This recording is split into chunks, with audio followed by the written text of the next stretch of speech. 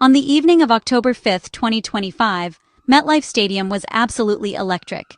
The air was thick with anticipation as tens of thousands of fans poured into the stands, their voices merging into a single thunderous roar. The stadium, usually home to the New York Jets and Giants, was transformed into a battleground for one of the most anticipated matchups of the season. The energy was palpable, with fans from both teams decked out in their colors, waving banners and chanting for their heroes. The bright lights illuminated the field, casting a glow over the sea of excited faces. On the field, the Dallas Cowboys were putting on a show, dominating the New York Jets from the very first whistle. Every play seemed to go their way, and the scoreboard quickly reflected their superiority. The Jets, despite their best efforts, struggled to keep up with the relentless pace and precision of the Cowboys' offense. In the stands, the contrast was striking.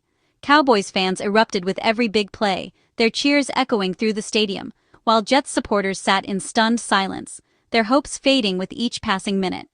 The emotional roller coaster was visible on every face, elation for some, frustration for others. With just over 4 minutes left in the game, Cowboys quarterback Dak Prescott delivered a masterful performance, throwing his fourth touchdown pass of the night. The crowd erupted as Prescott celebrated with his teammates, knowing that this final score had all but sealed a decisive 37-14 victory for Dallas. High above the field, in the owner's box, Dallas Cowboys owner Jerry Jones could hardly contain his excitement. Surrounded by family and close colleagues, Jones was seen clapping, laughing, and even sharing a few emotional hugs. For him, this win was more than just another notch in the season. It was a statement of the Cowboys' dominance. The stadium, though technically enemy territory, echoed with the sounds of Cowboys fans celebrating as if they were back in Texas. Their chants and songs filled the air, creating a home field atmosphere that seemed to drown out the disappointment of the Jets' faithful. The celebrations were wild and unrestrained, with fans high-fiving strangers, waving flags, and capturing every moment on their phones. It was a night to remember for Cowboys Nation, a moment of pure joy and pride. Yet, just as the party reached its peak, something unexpected happened. All eyes turned to the owner's box, where Jerry Jones's expression suddenly shifted from joy to concern. In a matter of seconds, the focus of the entire stadium changed, as an unforeseen incident involving Jones began to unfold. An incident that would soon overshadow even the Cowboys' impressive victory and become the main talking point of the night. In the age of smartphones, nothing goes unnoticed. Every moment, no matter how fleeting or seemingly insignificant, can be captured, shared, and dissected by millions in a matter of seconds. Stadiums, once places where fans simply cheered and watched, have become arenas of constant surveillance, with thousands of lenses pointed at the action both on and off the field. On this particular night, as the tension in the stadium reached its peak, Jerry Jones, the ever-controversial owner of the Dallas Cowboys, was caught in a candid moment. As Jones celebrated a pivotal play, a fan's phone camera happened to be aimed at his suite. In a split second, Jones flashed his middle finger, a gesture that, in any other era, might have gone unnoticed or been dismissed as a private joke among friends. But this time, it was immortalized on video, the evidence undeniable. The clip exploded online, instantly going viral and dominating sports news feeds. Within minutes, it was being shared across every major social media platform, racking up millions of views and sparking heated debates. Hashtags trended, memes were created, and the video became the talk of not just the sports world, but the entire internet. People from all walks of life weighed in, some laughing it off, others expressing outrage. Many saw it as taunting Jets fans, fitting Jones's reputation for brashness.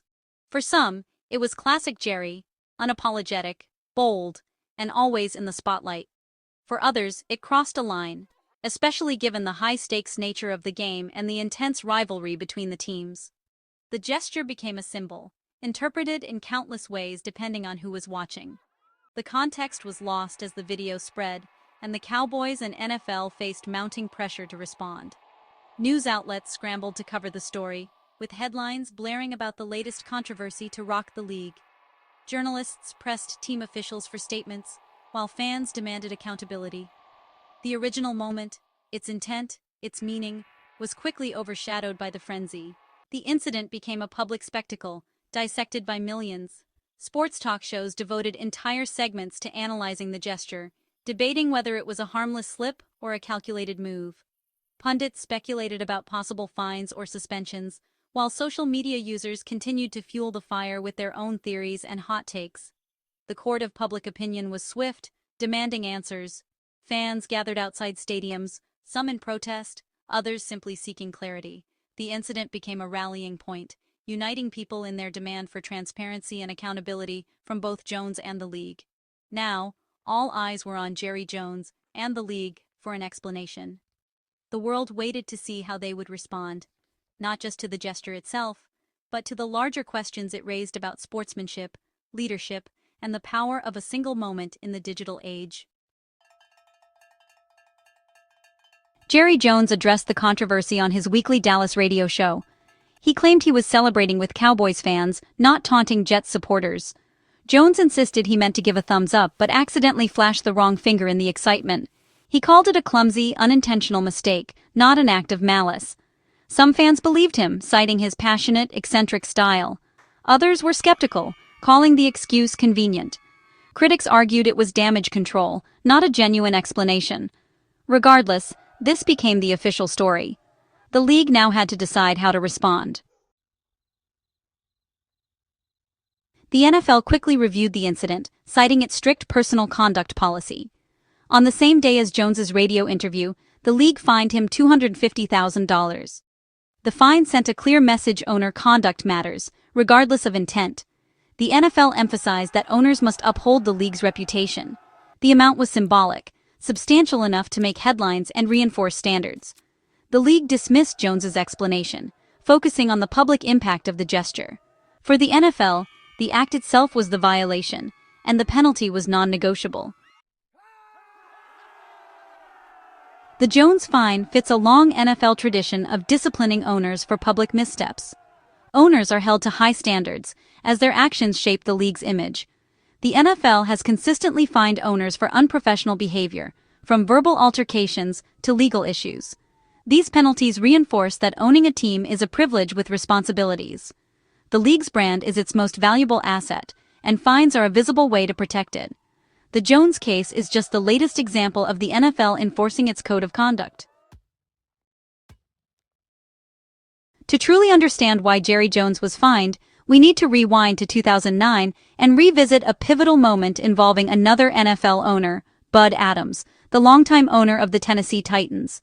Adams, a larger-than-life figure in the league, was known for his passion and sometimes his impulsive behavior. But in November of that year, he crossed a line that would set a new standard for NFL discipline. During a heated game against the Buffalo Bills, Adams was caught on camera not once, but twice, raising his middle finger in the direction of the Bills' sideline. The gesture was unmistakable and quickly became the talk of sports media.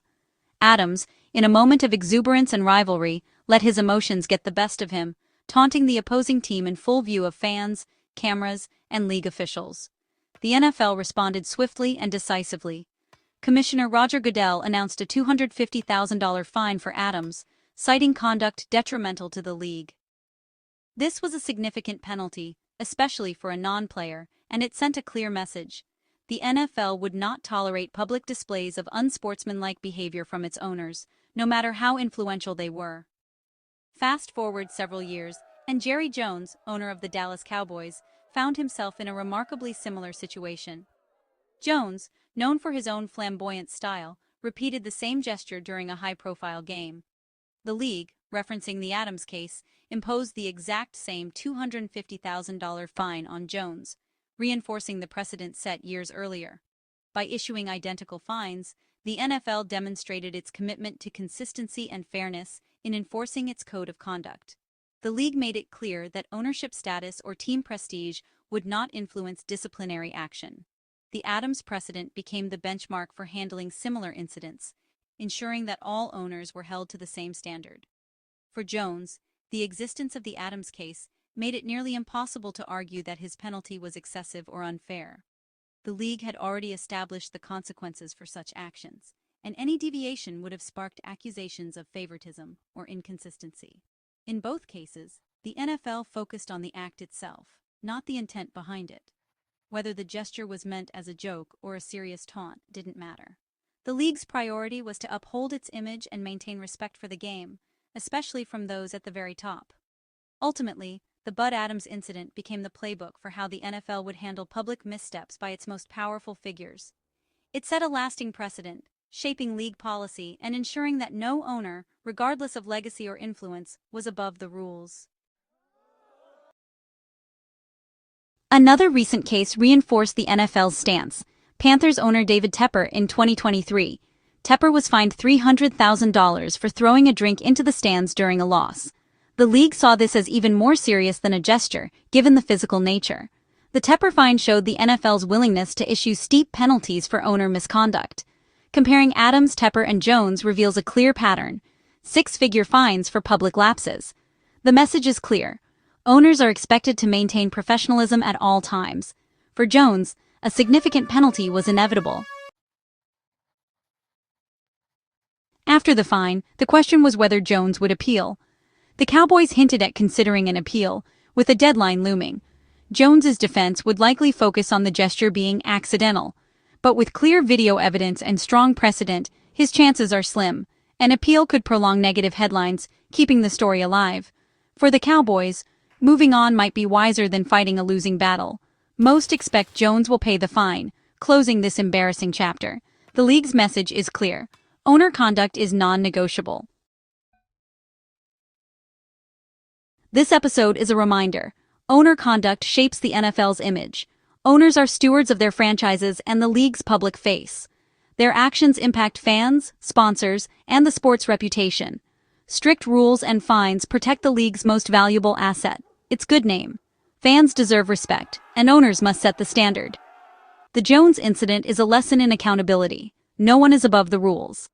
The $250,000 fine is a costly reminder that every action has consequences. For the NFL, it's a chance to reinforce its values and commitment to professionalism.